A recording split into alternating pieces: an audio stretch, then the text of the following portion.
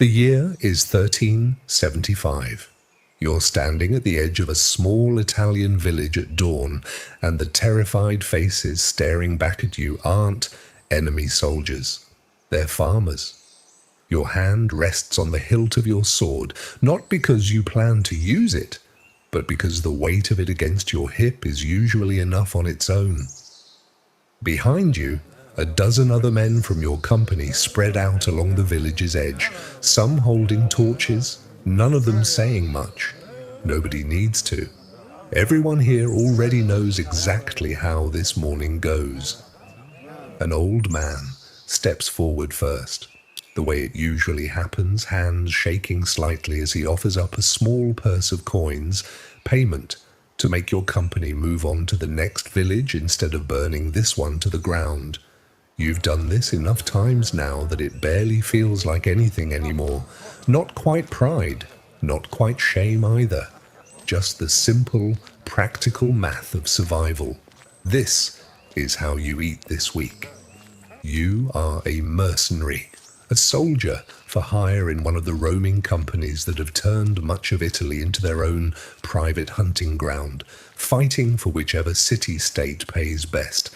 And when there's no war to fight, making your own income however you can, there's no king ordering you here, no noble cause waiting at the end of this, just you, your sword, and a company of men who understand exactly one thing clearly. Nobody's coming to save people like you, so you might as well take what you can while you're strong enough to. But before we get to the real war coming your way, let's talk about how someone ends up living exactly like this. You were born into a peasant family somewhere in rural Italy, the kind of place where the land technically belongs to a local lord, and everything you and your family produce gets divided up long before it reaches your own table. Taxes, tithes, rent. By the time everyone else takes their share, what's left barely keeps your family fed through a hard winter. You remember years, more than one, where hunger wasn't an occasional visitor, but a constant, familiar presence sitting at your family's table. Your father worked himself into an early grave farming land that was never really his, and by the time you're a teenager, you've already buried more family members to illness and hard winters than most people see in an entire lifetime. There's no inheritance waiting for you here, no land, no trade guild membership, no path forward that doesn't involve staying exactly this poor for the rest of your life, exactly the way your father did. Then you see them for the first time. A company of mercenaries passing through on their way to some contract or another. Men in decent armor, well-fed, carrying themselves with a confidence you've genuinely never seen in anyone from your own village. They're not nobility. Some of them, you learn later, started out exactly as poor as you are right now.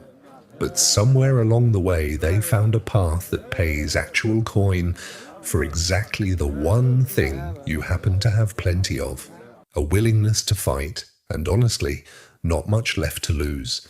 You're maybe 16 or 17 when you finally leave, no dramatic farewell, no real send-off. Just a quiet decision made out of simple desperation and ambition, tangled together so tightly you can barely tell them apart anymore. Mid-14th century Italy is fractured into dozens of competing city-states, constantly at war with each other, and every single one of them needs soldiers willing to fight for coin rather than loyalty or noble birth. That demand is about to become your entire future. You don't know it yet, standing at the edge of your home village for the last time. But you're about to enter a world with its own brutal logic, one where survival depends less on honor and considerably more on how reliably you can get paid. Finding a company willing to take you isn't as simple as just showing up and asking. You eventually track down a compagnie di ventura, A free company, one of dozens roaming Italy at any given moment, made up of soldiers with no permanent loyalty to any single ruler, selling their collective military service to whichever city-state or lord currently needs them most and can actually afford to pay. Getting accepted means proving you're worth the company's investment. A veteran sergeant looks you over, has you demonstrate whatever basic skills you've managed to teach yourself, and asks blunt, practical questions. Can you handle a weapon reasonably well? Are you healthy enough to march for weeks at a time? Do you have any actual military experience, or are you a completely raw recruit? You're honest, because lying here gets you killed later, not now. You're accepted anyway, mostly because companies like this one are almost always looking to expand their numbers, and unskilled recruits are cheap, expendable labor that can be trained up or simply used as expendable infantry, depending on how the coming campaign season unfolds. Here's where the harsh economic reality of this life starts immediately. You don't get handed a sword and armor for free. Most companies expect you to arrive with your own basic equipment, or else you go into debt to the company itself, borrowing coin against your future pay to purchase a simple weapon, a basic helmet, maybe a cheap padded jacket for minimal protection. Real plate armor, a proper sword, a decent horse if you're hoping to eventually fight as cavalry rather than poorly paid infantry. All of that costs far more than you currently have, and you're acutely aware that going into debt on day one isn't exactly the fresh start you were hoping for. You're assigned to a unit of similarly inexperienced infantry, men from backgrounds nearly identical to your own, failed farmers, runaway apprentices, younger sons with no inheritance coming their way. There's no formal training program waiting for you here. You learn primarily by watching veterans, by surviving your first few genuinely dangerous skirmishes, and by absorbing brutal lessons that a classroom could never actually teach you. Within your first few weeks, you understand something important with total clarity. This life isn't about glory, and it was never really about honor either, whatever half-formed ideas you might have carried with you from your old village. It's about coin, survival, and slowly, carefully building enough skill and reputation that you're not simply the most disposable man in every single engagement your company takes on. This is the part nobody back in your village ever explained to you. Being a mercenary is, underneath everything else, a business, and you're essentially running a small, extremely risky one with your own body as the primary asset. Pay isn't steady, and that's probably the single hardest adjustment to make. Companies get contracted by city-states for specific campaigns, meaning you might go weeks or even months with minimal income while the company negotiates its next job, followed by a sudden lump payment once a new contract finally gets signed. A basic infantryman like you might earn somewhere around a few florins a month when work is steady. Not a fortune, but genuinely more than you'd ever have earned scraping by as a peasant farmer back home. Skilled crossbowmen or men-at-arms with their own horse and armor command considerably more, which creates a very clear, very visible economic ladder you're now acutely aware of climbing. Equipment costs eat into everything constantly. That basic gear you went into debt for during your first weeks needs regular maintenance. A blacksmith services for repairs, leather straps and padding that wear out faster than you'd expect. A horse, if you're saving toward cavalry status, that needs feeding and stabling, even when you're not actively campaigning. You've started setting aside small amounts specifically toward upgrading your kit, because better equipment doesn't just keep you safer, it directly determines what kind of contracts and roles you're even eligible for within the company. When you do get paid, and when there's genuinely nothing more urgent demanding that coin, you spend it the way most soldiers in your position do.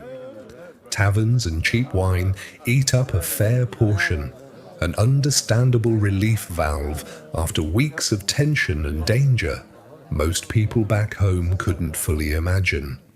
Dice and card games circulate constantly through camp, and you've both won and lost more than you'd like to openly admit. Some men send coin back to families they left behind. Others, like you increasingly find yourself doing, simply try to hold on to enough to slowly build towards something resembling actual security.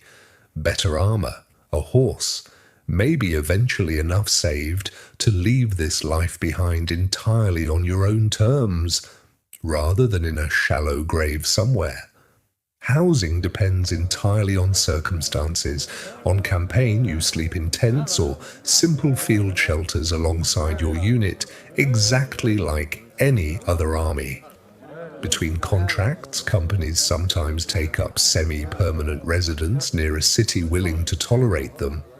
And you might rent a cheap room or continue living rough alongside your fellow soldiers, since permanent housing makes little practical sense in a life defined by constant, unpredictable movement.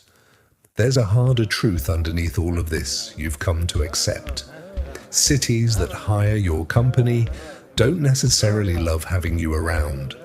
Free companies have a well-earned reputation for turning to banditry and extortion between contracts, exactly like what you were doing back in that first village. Not because soldiers here are uniquely cruel people, but because unemployed mercenaries with weapons and genuinely nothing else to do tend to find income wherever they can locate it.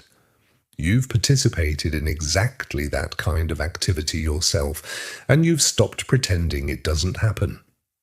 This is the actual shape of your daily life now.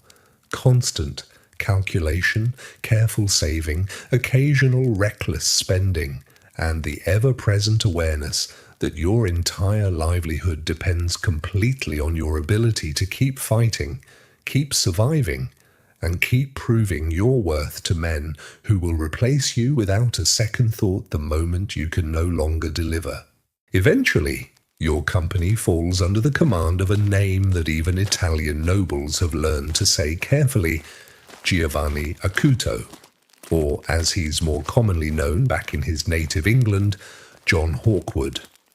Hawkwood didn't start as nobility either, which is part of why men like you respect him, in a way you'd never respect some inherited aristocratic commander.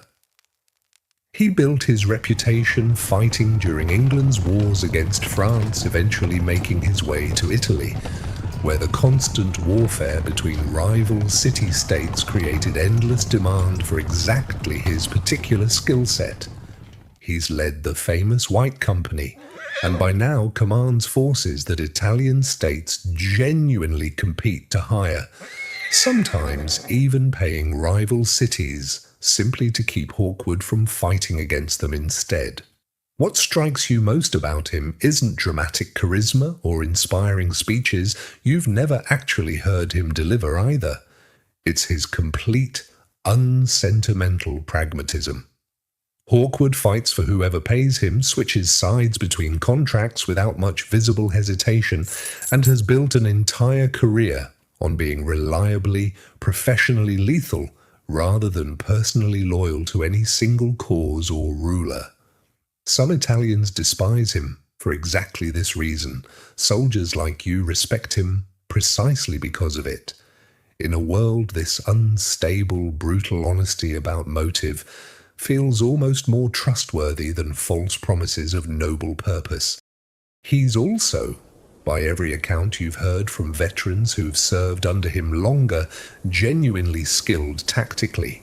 Someone who thinks carefully about terrain, timing, and disciplined maneuver, rather than simply throwing men forward and hoping numbers alone carry the day. That matters enormously to you in purely practical terms. A tactically careless commander gets his soldiers killed for nothing. Hawkwood has a reputation for winning, which means Hawkwood has a reputation for keeping more of his men alive than most. You've caught sight of him exactly once, riding past your unit during a muster, unremarkable in appearance, weathered and middle-aged, nothing about him suggesting the fearsome reputation that precedes him wherever he goes. But you understand, watching him pass, exactly why experienced soldiers choose to fight under men like this whenever they possibly can. Word moves through camp fast when it happens. Hawkwood has signed a major contract, this time fighting for Padua against Verona, and your entire company is being folded into the campaign. This is different from the small-scale extortion and minor skirmishes you've grown used to. A contract this size means steady pay for its duration, negotiated and guaranteed by an actual city government rather than scraped together through intimidating, frightened villagers. For the first time since you joined this life, you feel something close to genuine financial relief, real coin, reliably delivered, for real, defined military service, rather than the constant improvised hustle you've relied on for years now. Preparation for a campaign like this means real investment, and you finally spend some of what you've been carefully saving. A better breastplate, purchased from a company armorer at a price that still makes you wince slightly. A sturdier sword to replace the increasingly notched, unreliable blade you've carried since your very first weeks in this life. If your savings stretch far enough, maybe finally a horse, upgrading your role and your pay grade simultaneously, moving you a meaningful step up the company's internal hierarchy.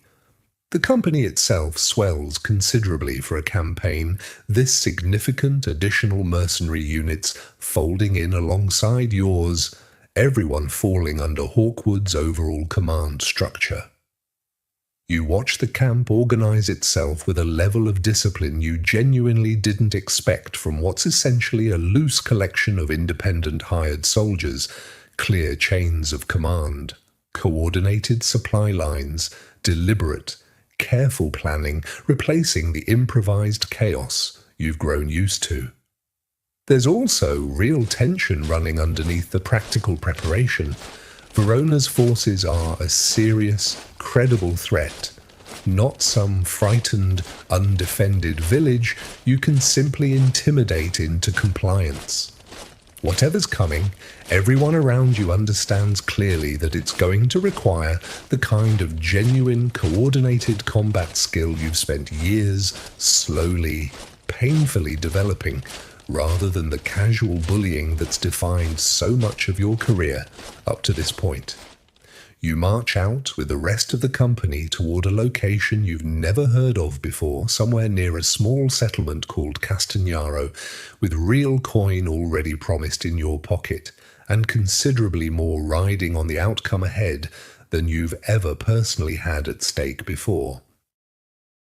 The Veronese army arrives strong, well-positioned behind a defensive canal, clearly expecting Hawkwood to attack directly into terrain, heavily favouring their side. He doesn't. Instead, you spend a long, exhausting night on the move, your unit among thousands repositioning quietly under cover of darkness, circling around to strike from an angle the enemy simply isn't prepared to defend. By the time dawn breaks on March 11th, 1387, you're crossing the canal at a point Verona's forces never expected, catching them dangerously off guard before their formation can properly respond. What follows is brutal, close, chaotic fighting, but it's structured chaos, not the desperate scrambling you experienced during your very first real engagement years ago. Your training holds. Your unit holds formation exactly as drilled, advancing in disciplined coordination alongside soldiers you've fought and marched beside for months now. Hawkwood's tactical patience becomes obvious even from your limited view within the ranks, reserves held back precisely, committed at exactly the right moment to reinforce weakening points in your own line and exploit growing confusion in Verona's response. You fight for hours, exhausted, focused entirely on the small, immediate tasks directly in front of you, rather than any wider view of the battle itself. Somewhere in the chaos, word starts spreading that Verona's forces are breaking, their formation collapsing under sustained, coordinated pressure they clearly weren't prepared to face on this particular morning. By the time the fighting finally ends, Padua's forces, your forces, have won decisively. Verona's army is shattered, thousands captured, Hawkwood's tactical reputation cemented even further among Italian city-states already competing fiercely for his services. You survive, exhausted but genuinely intact, standing among victorious soldiers on a muddy battlefield that will earn Hawkwood's greatest tactical reputation for centuries afterward. And for you personally, victory here means something very concrete and immediate, a real, substantial payout waiting on the other side of this contract. You survive Castagnaro, and the payout that follows genuinely changes your circumstances, at least for a while. Your share of the contract, combined with plunder taken from the defeated Veronese forces, adds up to more coin than you've held at any single point since leaving your village all those years ago. You pay off the last of the debt you took on for your original equipment, finally buy properly fitted armor rather than mismatched pieces scraped together over years, and, for the first time, you have genuine savings sitting aside rather than money constantly earmarked for immediate survival. Some of your fellow soldiers celebrate hard, spending freely on wine and dice within days of receiving payment, right back to nothing almost as fast as they earned it. You've watched this cycle happen to men around you more times than you can count. You're more careful, mostly because you remember hunger too clearly, too personally, to ever feel comfortable spending recklessly, no matter how much coin currently sits in your pocket. This is the part of the mercenary life nobody back home ever properly explained to you. There's no permanent security here, no matter how many contracts you survive. Peace between city-states, whenever it briefly happens, means unemployment for companies like yours, and unemployed mercenary companies have a well-documented, well-earned reputation for turning right back to banditry and extortion just to keep eating, exactly the way your own career actually began. The cycle you started in continues around you constantly, regardless of individual victories like Castagnaro. You don't know yet exactly how many more years you'll survive this life, or whether you'll eventually save enough to genuinely retire somewhere quiet, or whether a battlefield somewhere else entirely eventually claims you, the way it's claimed so many other men you've fought alongside over the years. What you do know, standing here now with real coin finally in your pocket, is considerably more than you had leaving that desperate village behind years ago. You didn't choose the poverty that first pushed you into this life, but somewhere between that frightened, hungry teenager and the hardened, calculating soldier standing here today, you built something resembling actual control over your own survival, brutal, uncertain, and morally messy, as that survival genuinely is. So, could you have lived like this? Not as a hero fighting for some noble cause, but as someone doing whatever it actually took to survive, coin by coin, contract by contract. That's what makes this story so different from the others we've told here. There's no clean, satisfying cause to root for, no clear villain to defeat. Just the brutal, complicated economics of survival in a fractured, war-torn world, and the uncomfortable truth that most people caught in the middle of history weren't fighting for glory at all. They were simply trying to eat. If seeing this side of medieval life hit different, that's exactly what we do here. Every episode, a new life, a new world, a new perspective on history you've never had to sit with until now. Subscribe if you want more of these.